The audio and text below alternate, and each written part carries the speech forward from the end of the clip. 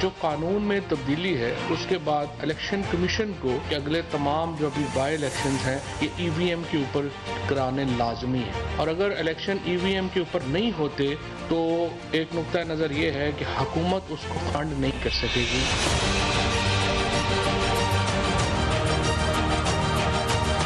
Opposition ने फैसला करना है कि वो कोर्ट में जाती है, कुछ और फैसला करती है, लेकिन कानून बन गया है कि पाकिस्तान में अगले इलेक्शन जो हैं वो वोटिंग मशीन पे होंगे।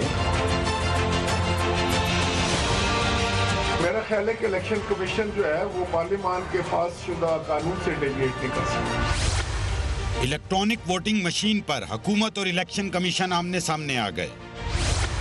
पूछेंगे वजीर इत्तलात और नशरियात फवाद चौधरी से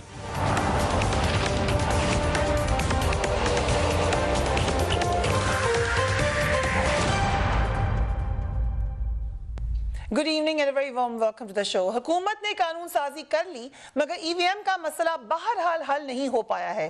कानूनी तौर पर तो शायद अब कोई रुकावट बाकी नहीं रही मगर इंतजामी तौर पर अभी भी कुछ इशूज हैं जो हल तलब हैं।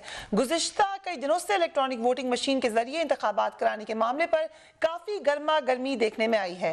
कानून साजी के बावजूद अपोजिशन इस अहम इशू पर हुकूमत के साथ एक पेज पन्ना पहले थी और ना अब नजर आ रही है। पीडीएम ने इस हवाले से कानून साजी को चैलेंज करने का ऐलान कर रखा है, जबकि बिलावल भुट्टो ने कल पेशावर में जलसे में खिताब में इलेक्ट्रॉनिक वोटिंग मशीन के जरिए इंतखाबात काबिले कबूल करार दे दिया। Let's watch Bilawal Bhutto. आप सबने देखा कि कैसे इन्होंने जबरदस्ती इलेक्ट्रॉनिक वोटिंग मशीन्स का सिलसिला इस मुल्क पे मुसल्लत करने की कोशिश कर रहा है। ये RTS 2 है। जैसे हम RTS का इलेक्शन को रद्द किए थे वैसे ही हम ये ईवीएम का इलेक्शंस को रद्द करते हैं। अब सवाल उठ रहा है कि अगर कानून साजी होगी, पार्लियामेंट ने इजाजत दे दी तो फिर ईवीएम के इस्तेमाल पर तनाजा नहीं होना चाहिए था, मगर असल में ऐसा नहीं है। ऐसा क्यों है, इसका जवाब मुस्लिम लीग नून के रहनुमा राना तनवीर ने कल हमारे ही प्रोग्राम में दिया। Let's watch him. इसमें सिवाय के एक लतीफे के तौर पे कि इलेक्शन कमीशन को एक फिर धमकी, इलेक्शन कमीशन के बाद कैपेसिटी का भी मसला है, अवेयरनेस का भी मसला है, उसकी ट्रेनिंग का भी मसला है, फिर मशीनों की दस्तयाबी का मसला है, फिर बहुत सारे इश्यूज हैं जिस पे अब देखें इलेक्शन ये यकीन रखें कि उस वक्त ये नहीं होंगे, उस वक्त केयर टेकर गवर्नमेंट होगी, ये तो बेचारे हमारी तरह वोट मांग रहे होंगे उस वक्त अपने जनरल इलेक्शन में जहाँ मशीनें इस्तेमाल होनी है। तो इसलिए किसी हवा में ये रहते हैं, ये खिलाफ ये कोई और ही मखलूक है पीटीआई में। ईवीएम के जरिए इलेक्शन से ओवरसीज पाकिस्तानियों को भी हक राय दही मिल चुका है। इसीलिए तो वफाकी वज़ीर दाखिला शेख रशीद अभी से ओवरसीज पाकिस्तानी के वोट पर नजरें गाड़ कर बैठे हैं। Let's watch Sheikh Rashid. सबसे अहम फैसला जो हुआ है वो ओवरसीज वोटिंग का है। वो पाकिस्तानी जो IMF से कई गुना ज्यादा पैसा पाकिस्तान को भेजते हैं और जिनकी कोई शर्त नहीं है, उनको वोटिंग का हक मिल रहा है। और पाकिस्तान के इलेक्शन के पंजाब में 40 हलकों का फैसला हार और जीत का ओवरसीज वोटिंग पे होगा और सारे पाकिस्तान में कमोबेश 80 हलके ऐसे होंगे। और जब ओवरसीज पाकिस्तानियों के वोट पीटीआई को पड़ेंगे ये फिर कहेंगे दाबली हो गई है, लेकिन मशीन ही उसका जवाब है। सिंपल मैथमेटिक है जो वज़ीर दाखिला बता रहे थे। ईवीएम के इशू पर सिर्फ सियासी जमातों ही नहीं हुकूमत और इलेक्शन कमीशन में भी जोर आजमाई जारी है। कल वफाकी काबीना के इजलास के बाद इलेक्शन कमीशन के फंड्स को ईवीएम के इस्तेमाल से मशरूत किया गया।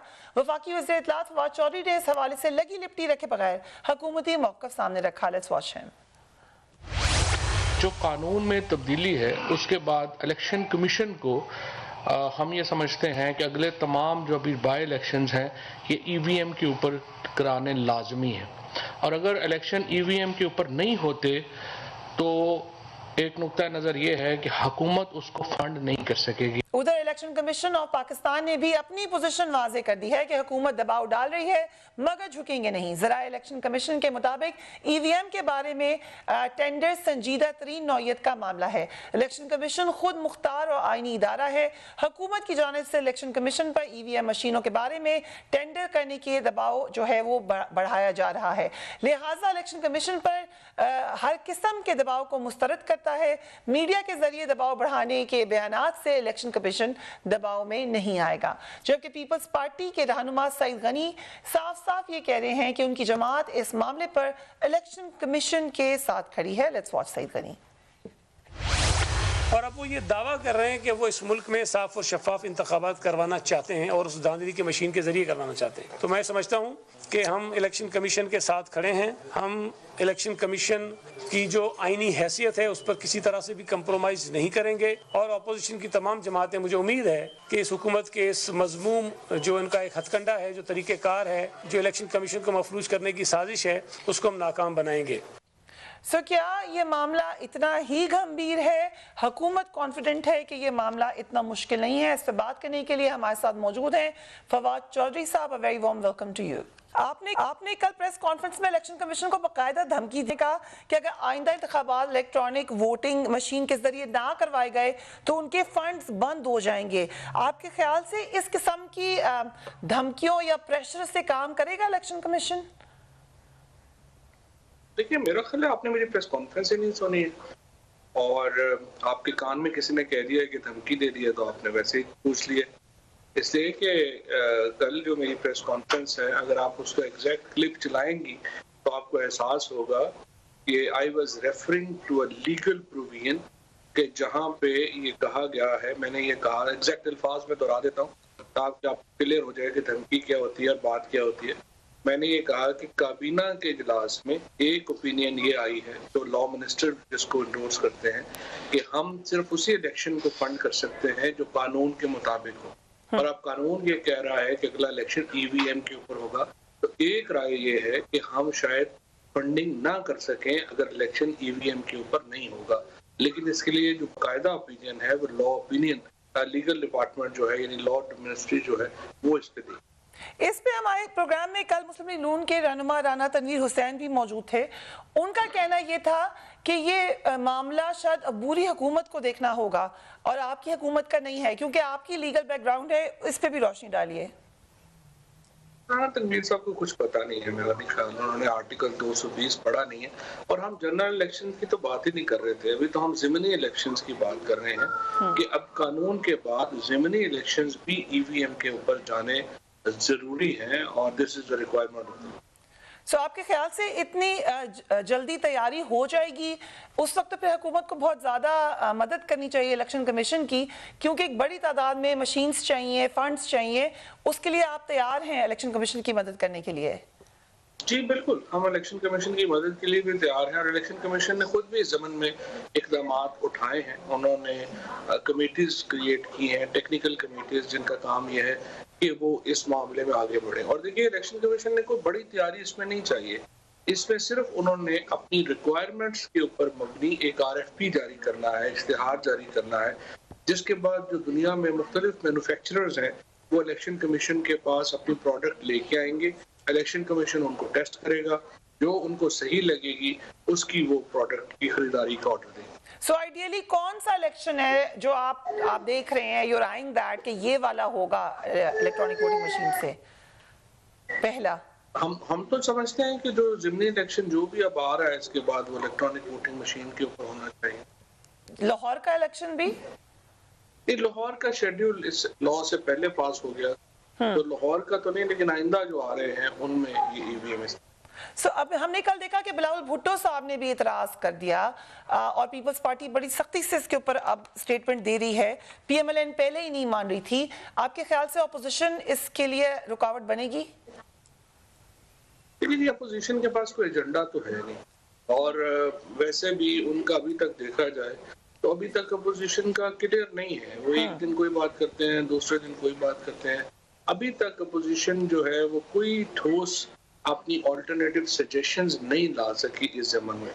हम तो चाहते हैं कि अपोजिशन इस मामले में इस अमल में शरीक हो अगर उन्हें ये सजेशंस पसंद नहीं हैं, वो अपनी सजेशंस लेके आए और इसको एक हम बड़ी इंतखाबी इस्लाहात तभी मुमकिन होती है जब कंसेंसस हो, और हम तो अपोजिशन को भी दावत देना चाहते हैं कि वो इस अमल में शरीक हो। फवाद चौधरी साहब, आपने अपोजिशन के रोल का जिक्र किया, आज आपने ट्वीट भी किया, आपने कहा कि अपोजिशन का जो किरदार होना चाहिए वहां पे राय साजी भी होनी चाहिए, मशवरा भी होना चाहिए। मसलन शेडो बिल्स की बात करें हैं या शेडो कैबिनेट की बात करें हैं, मगर ये तो कोई भी अपोजिशन नहीं कर सकी पाकिस्तान में, ना आप लोग एज अपोजिशन कर सके, ना अभी भी। आपके ख्याल से उसके लिए हमें अभी इर्तिका की जरूरत है? देखिए, उसमें या पाकिस्तान का अलमिया तो ये है ना कि हमारे यहाँ कोई पॉलिटिकल पार्टीज ही एग्जिस्ट नहीं करती। हमारे यहाँ शख्सियात हैं, सियासी जमातें नहीं हैं।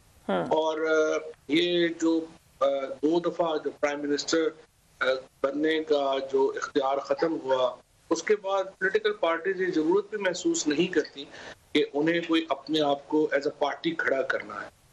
तो प्राइम मिनिस्टर साहब जो हैं, ये वो वाहिद उम्मीद है जिनसे आप उम्मीद कर सकते हैं कि पीटीआई को शायद अल्टीमेटली एक पॉलिटिकल पार्टी के तौर के ऊपर एक स्ट्रेंथन किया जा सके। अदरवाइज तो देखिए, वोट तो सीधी बात है, वो तो इमरान खान का वोट है, भुट्टो का वोट है, और फिर जो फजलुर रहमान का वोट है, शरीफ का वोट है, उनकी पार्टीज का वोट उस तरह से हमारा नहीं है। पीटीआई का अकेली एक एक्सेप्शन है जिसमें ये चांसेस हैं कि वो एक पार्टी, पॉलिटिकल पार्टी के तौर के ऊपर उतर सके। बाकी पार्टीज में तो ये चांस ही नहीं। यू थिंक कि पीटीआई, क्योंकि आपने कहा शख्सियत सेंट्रिक नहीं होना चाहिए, बट देन पीटीआई भी इमरान खान साहब के गिर्द घूम रही है, आपको लगता है कि पीटीआई माइनस इमरान खान फिर भी एक स्ट्रॉन्ग पॉलिटिकल पार्टी है? देखिए, करिश्मा तो रहता है, और करिश्मा तो वही है जो तय करता है लीडरशिप। इमरान खान के अलावा पीटीआई की कोई हैसियत नहीं होगी, और इसीलिए वोट जो है वो इमरान खान का है। लेकिन ये इसको वोट को पार्टी के तौर पे ट्रांसफॉर्म करना जो है, वो भी प्राइम मिनिस्टर इमरान खान की ही एक जिम्मेदारी भी है, और उनका ये एक इंटेंशन भी है। और वो वाहिद लीडर है जिनसे आप बात सुनते हैं कि पार्टीज को ऑर्गेनाइज होना चाहिए, पार्टी ऑर्गेनाइजेशन के ऊपर वो जोर देते हैं, पार्टी के इलेक्शंस के ऊपर जोर देते हैं। तो इमरान खान वो वाहिद लीडर है जो पार्टी को एक खड़ा करना चाहते हैं एज एन ऑर्गेनाइजेशन। बाकी पार्टीज में तो ये डिबेट तक नहीं। लेकिन अगर फिर इसी पे आगे चले जाएं तो जमात इस्लामी में एक इलेक्शन होते हैं, आपके इलेक्शन पे भी क्वेश्चन हो गया था। अब जमात इस्लामी की वैसे पॉपुलैरिटी चाहे हो या ना हो, लेकिन इंटरनली आपके ख्याल से जमात इस्लामी इस वक्त टॉप पर है डेमोक्रेसी के हवाले से? ये जमात इस्लामी तो एक, ये जो पार्टीज हैं उनके इलेक्शन जो है वो इस तरीके से होते हैं, उनको कोई जमहूरी इलेक्शन तो नहीं कहा जा सकता। वो तो एक शूरा बैठती है और उसमें पहले से पता होता है कि कौन लोग हैं, उनको वोट का क्या है।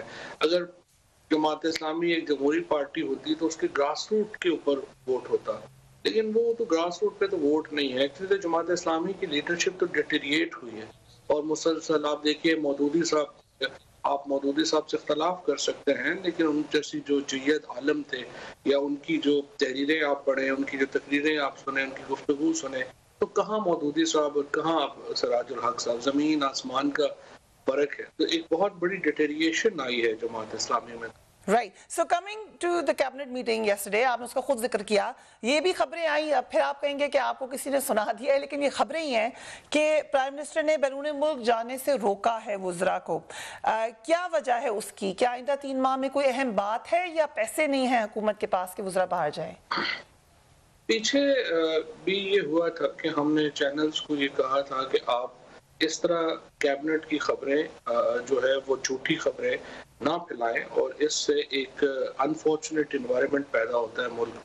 और वैसे भी काबीना का इजलास ऑफिशियल सीक्रेट एक्ट्स की में कवर होता है, लिहाजा आप अंदाजों से खबरें नहीं लगा सकते। कल मेरे प्रोग्राम में ज़रदाद गुल साहिबा ने कंफर्म की ये बात, शी वाज आल्सो प्रेजेंट। लेकिन अनफॉर्चुनेटली ये टोटल डिफरेंट कॉन्टेक्स्ट में बात, इसका कोई ताल्लुक नहीं था इस बात से कि 3 महीने में पता नहीं क्या क्रूशल है। प्राइम मिनिस्टर हर हफ्ते ही वुज़रा को ये बात कहते हैं कि आप ये बात इस तरह से, जो आप इस तरह से ये बातें ना करें, और ना ही आप जो है वो दौरे करें, पैसे ज़ाया हों, ये जिस तरह ऑस्टेरिटी का उनका एक पुराना, वो टोटल डिफरेंट कॉन्टेक्स्ट में बात हुई। बदकिस्मती से कुछ बड़े चैनल्स हैं इसको और कॉन्टेक्स्ट में बयान किया और हमने उसको पैमरा के नोटिस भी हमने जो है हमारी दरख्वास्त के ऊपर पैमरा ने जारी किए हैं इन चैनल्स। चौधरी साहब, आपको यू आर अवेयर कि खबरें मोस्टली आपके मेंबर्स की तरफ से आ रही होती हैं, वहीं से आ रही होती हैं, सारे प्राइम मिनिस्टर तो नहीं लीक करेंगे? आप कंफर्म कर दें किस मेंबर ने क्या बातें की हैं, तो फिर उस मेंबर से पूछ लेते हैं, क्योंकि ऑफिशियल सीक्रेट एक्ट्स में पार्लियामेंट का कैबिनेट का इजलास कवर होता है, तो जराए से खबरें आप नहीं दे सकते। फवाद चौधरी साहब हमारे साथ मौजूद हैं, मगर वक्त हुआ, we will be right back.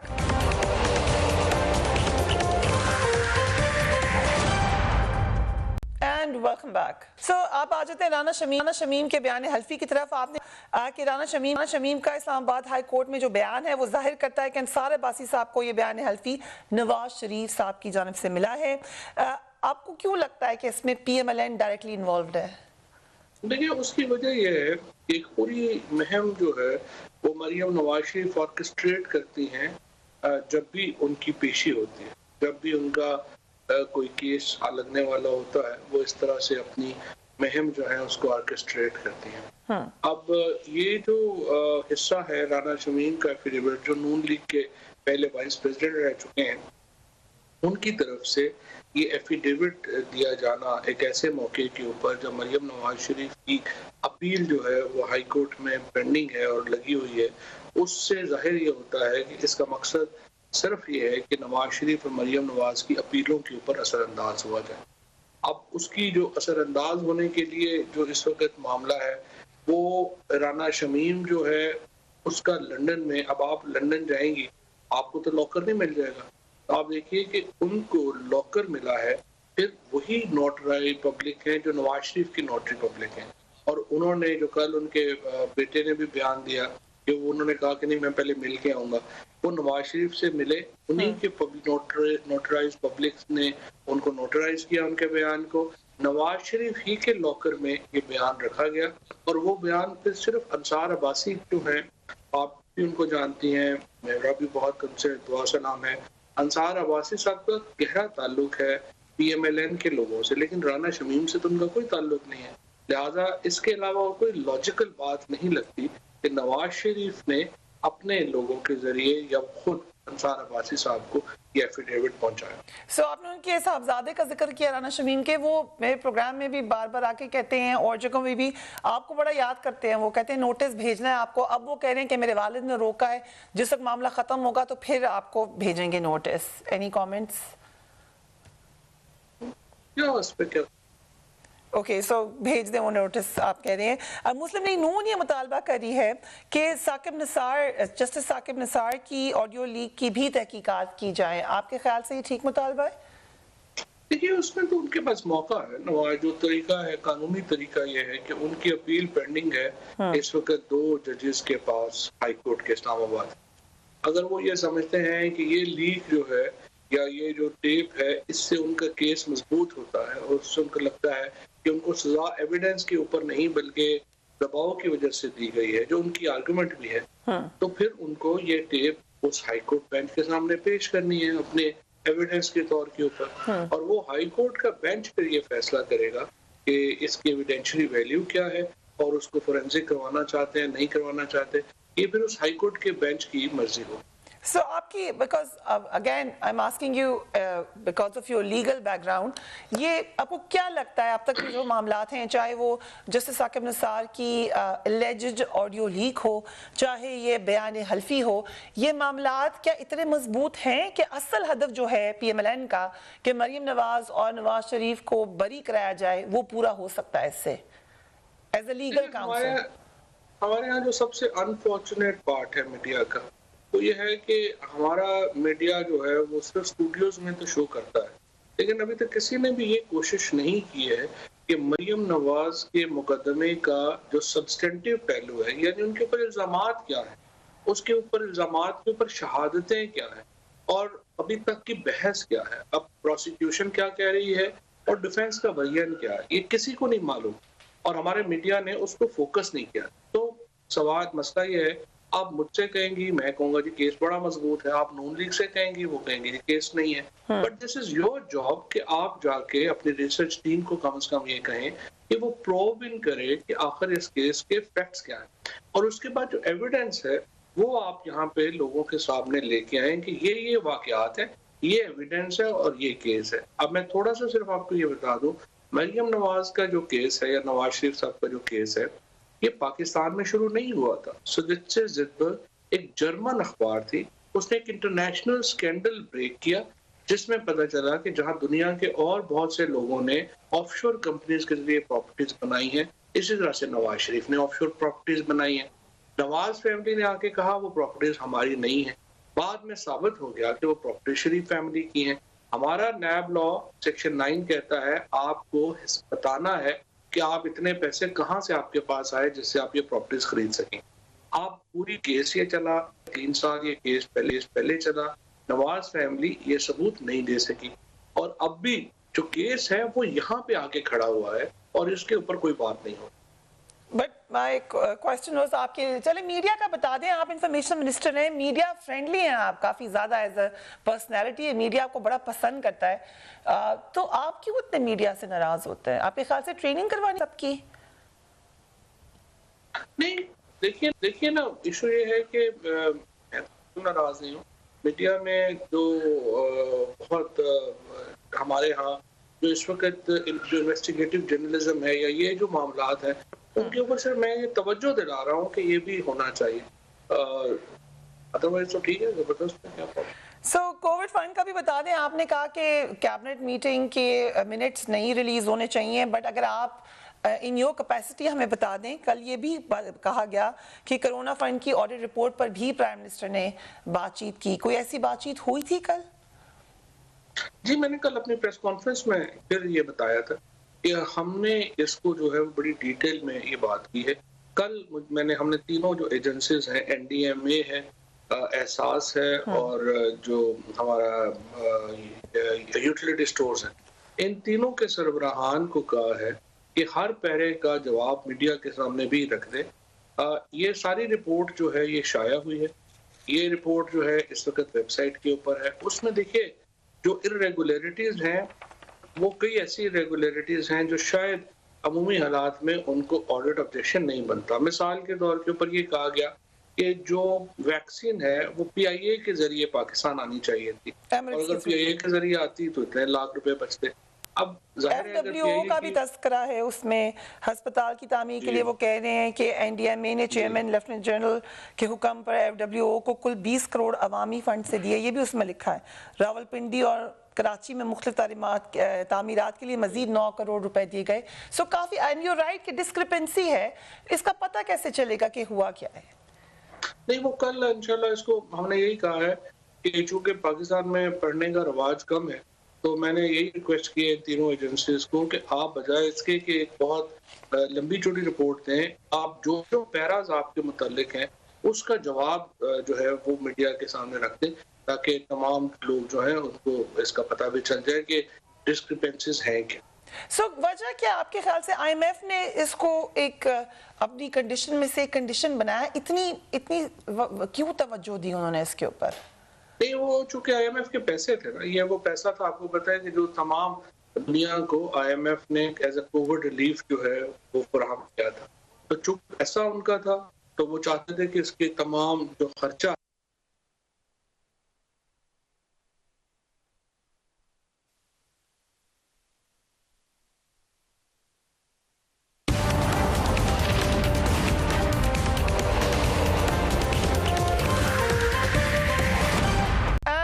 Back. सो अब आ जाते हैं महंगाई के ऊपर, क्योंकि आप कॉन्स्टिट्यूंसी की पॉलिटिक्स करते हैं। आप अगर हमें सच्ची बताएं, आपकी कॉन्स्टिट्यूंसी में क्या कहते हैं लोग आपको महंगाई के बारे में? मेरी कॉन्स्टिट्यूंसी में कोई प्रॉब्लम नहीं है महंगाई का। उसकी वजह यह है कि मेरी तो कॉन्स्टिट्यूंसी 100% रूरल है, और जो रूरल इकोनॉमी है पाकिस्तान की उसमें तो बहुत पैसा इंजेक्ट हुआ, लिहाजा जो बुनियादी जो मसाला है, देखिए 1100 अरब रुपया आपकी रूरल इकोनॉमी में इंजेक्ट हुआ है।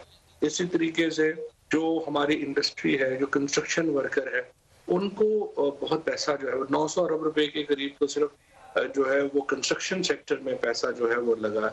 अभी जो प्रॉब्लम है वो सिर्फ एक बहुत छोटा तबका 30% के करीब जो हमारा तनख्वाहदार तबका है उसको ये महंगाई जो है वो पहुंची है, और उसकी जो बुनियादी वजह है वो हमारी फॉरेन इन्फ्लेशन है।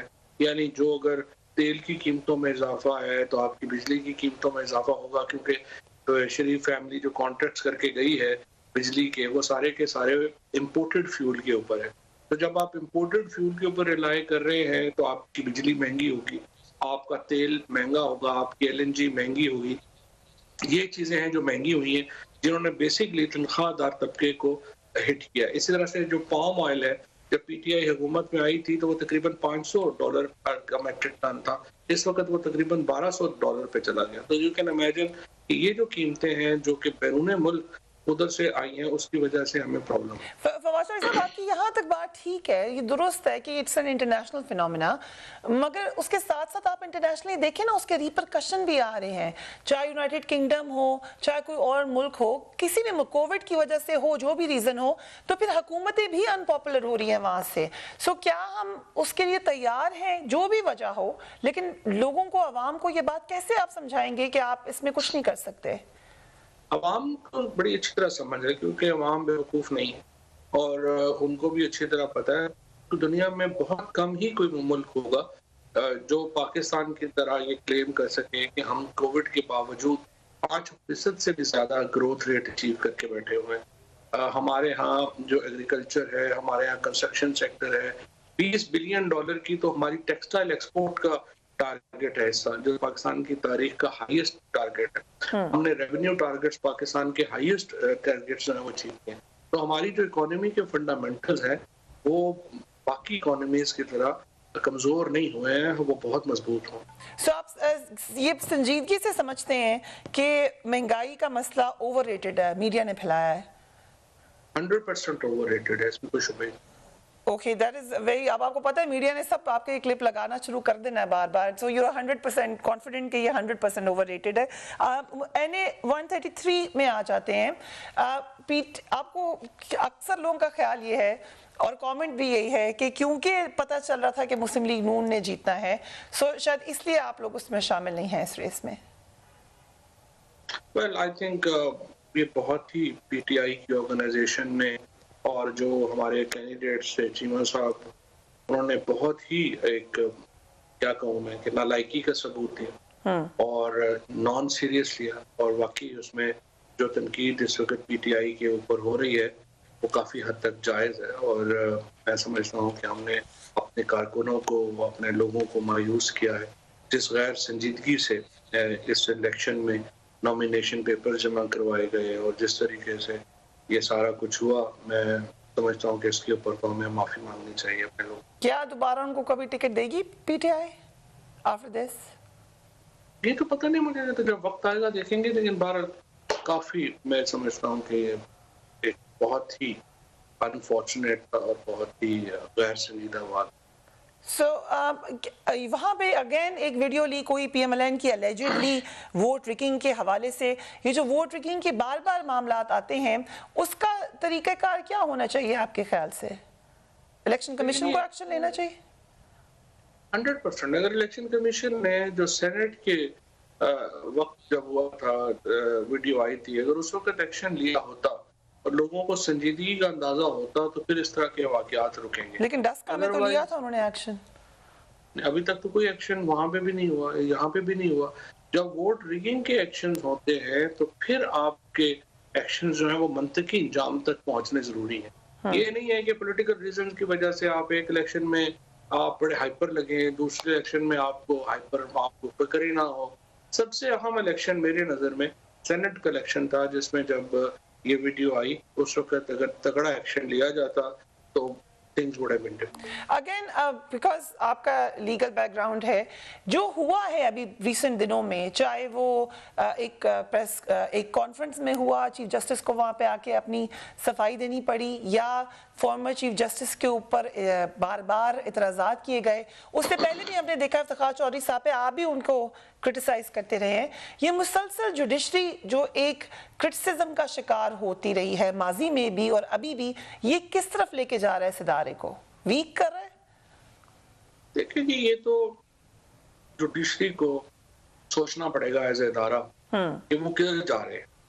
इस वक्त मैं समझता हूँ कि जुडिशरी में जजेस की अपने कंडक्ट की वजह से भी बहुत ज्यादा जुडिशरी जो है वो काफी अपने क्रिटिसिज्म में आई हुई है। और जो जजेस जो है उनको एक तो इतना मीडिया जजेस को जितना पाकिस्तान में कवर करता है उतने जजेस को कहीं पे इस तरह से रिमार्क्स उनके कोर्ट नहीं होते। Absolutely. और देखिए ये तो आपका अपना फैसला है कि आप क्या प्रोफेशन लेते हैं। अगर आप जुडिशरी का प्रोफेशन लेते हैं आप ये फैसला एक्चुअली आप ये करते हैं कि मैं लाइमलाइट में इस तरह से नहीं रहूंगा। अगर आप लाइमलाइट लेना चाहते हैं, अगर आप पॉलिसीज बनाना चाहते हैं तो फिर आप पॉलिटिक्स ज्वाइन करते हैं। मतलब मैं अपने आप को कभी भी समझता हूँ कि मैं कभी भी अच्छा जज नहीं होता, बिकॉज अगर मुझे शौक है कि मैंने पॉलिसी मेकिंग करनी है या मुझे शौक है कि मैंने लाइमलाइट में आना है या टीवियों पे जाना है या करना है, फिर judiciary is not a profession for me. इसी तरह से जो ब्यूरोक्रेट्स हैं उन्होंने अपना फैसला करना होता है। कैरियर जब आप चुन रहे होते हैं तो फैसला करते हैं कि हम एग्जीक्यूशन एजेंट, हम पॉलिसी पॉलिटिशियंस बनाएंगे, हम उसको इम्प्लीमेंट करेंगे।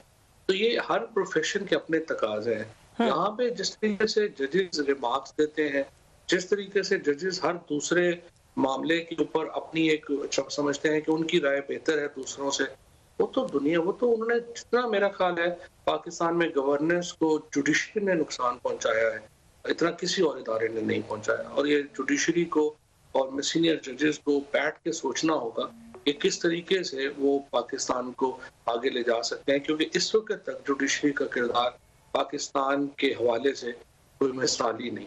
So again, अगर इसी कॉन्फ्रेंस पर आज आपने ट्वीट भी किया इस हवाले से कि वहाँ पे अहम शख्सियात बैठी हुई हैं, सुप्रीम कोर्ट की शख्सियात बैठी हुई हैं और फिर सुप्रीम कोर्ट से ही सजा दी हुई फॉर्मर प्राइम मिनिस्टर कह लें, ऑब्सकॉन्डर कह लें, वो वहाँ पर स्पीच करते हैं।